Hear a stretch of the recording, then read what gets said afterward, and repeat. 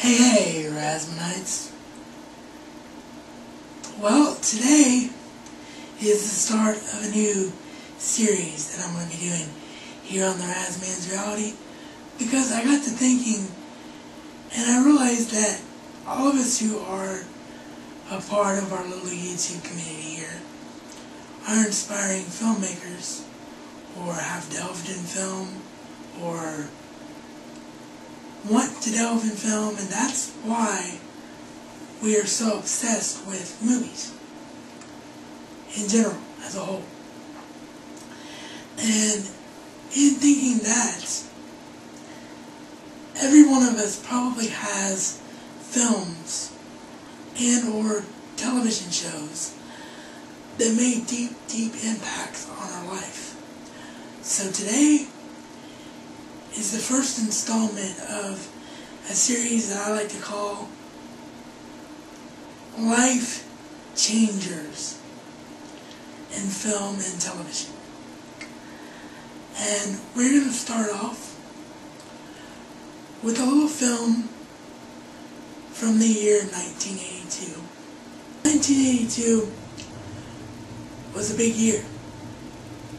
And among the many things that impacted me in my life that year was a little film starring Harrison Ford, Sean Young, Joanna Cassidy, Edward James Olmos, and directed by the guy who brought us Alien, Ridley Scott.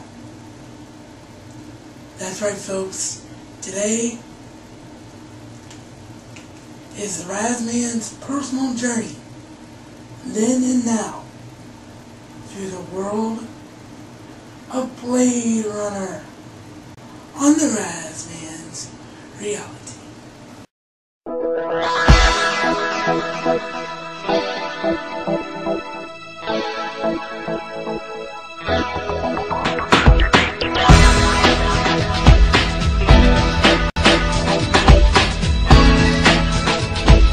Okay, ladies and gentlemen, I know a lot of you out there are probably saying, Raz, you're doing Blade Runner again?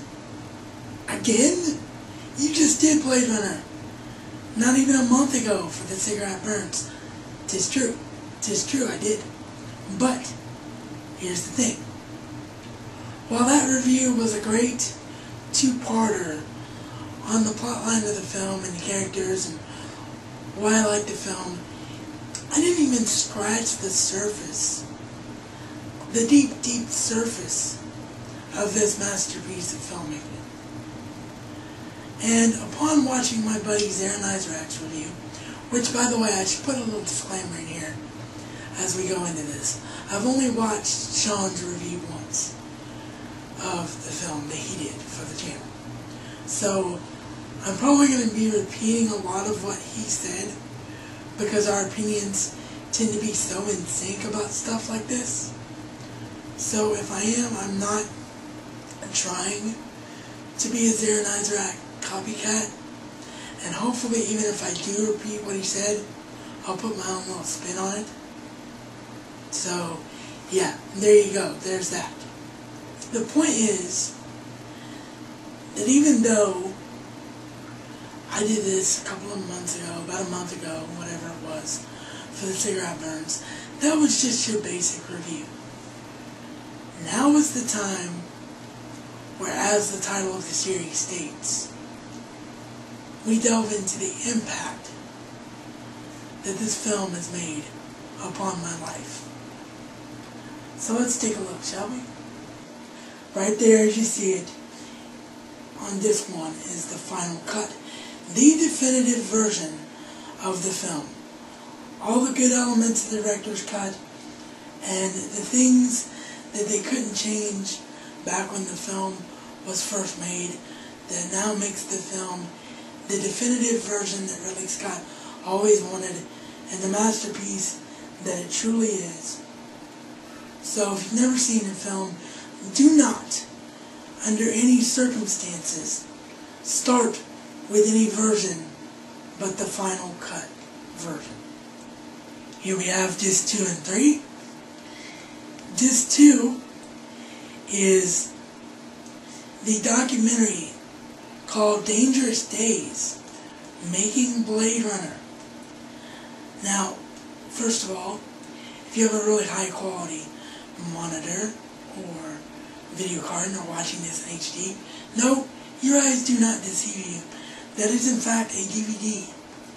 This was an older Blu-ray set, so the extras were done on DVD by the studio to save space. And it's a real shame, because Dangerous Days in particular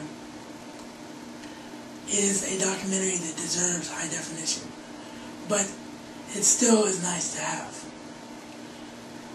Now, the reason they chose the name Dangerous Days is because Dangerous Days was an early name for the film before they settled on Blade Runner.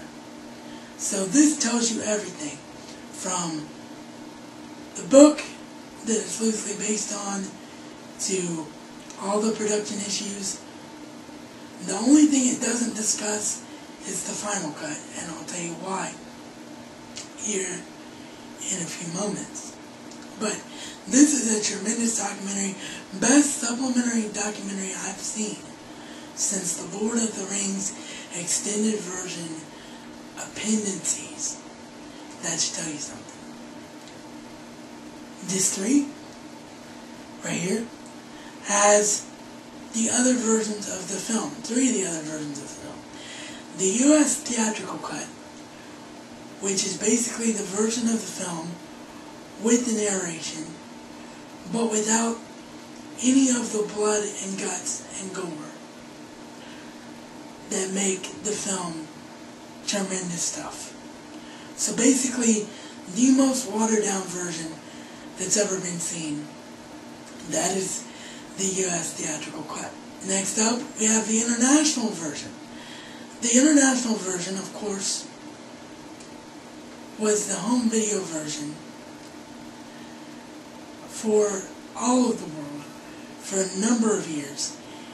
It has the narration, but it also has the blood and guts. So if you're going to watch a narrated version of the film, I recommend watching the international cut after you've seen the final cut, as I already stressed. And finally, you have the 1992 director's cut. Not sure why they included this version. I think it had to be solely on completion's sake, because I owned this on VHS back in the day. And this version has everything the final cut has, but not in a as complete way. So it has to be nothing else but completion, which is actually what Ridley Scott says upon the introduction of this version when you pop the disc in. So I just contradicted myself by saying I'm guessing, because it's actually a proven fact. The only reason this version is on this set is because they wanted to be completed. So yeah, there you go. U.S. theatrical, international, and director's cuts on disc 3. Disc 4, another DVD entitled The Archive File. And what is on this is extensive documentaries on everything from the film itself, to lighting, to the costumes, to rarely heard audio interviews from the author of the book the film is based on, The Enriched Dream of Electric Sheep, Philip K. Dick. But much more on those later. Why? Oh, you'll see. You will see. And then there's disc 5, which is the highly sought after, rarest print of them all, the work print, which is the print that was originally shown to critics before any sort of official release of the film. This one is really cool to watch because it is the most vastly different version of any of the films. Basically, unless you're a real anal completist like me, because when I sit down to watch Blade Runner, I still watch all 5 versions. But unless you're a real anal completist like me, and don't want to sit and watch the same film for hours and hours upon end, and they're splitting across different days, here's what you need to do. Final cut, international cut, work prints. If you watch it in that order, you have seen everything that there is to see.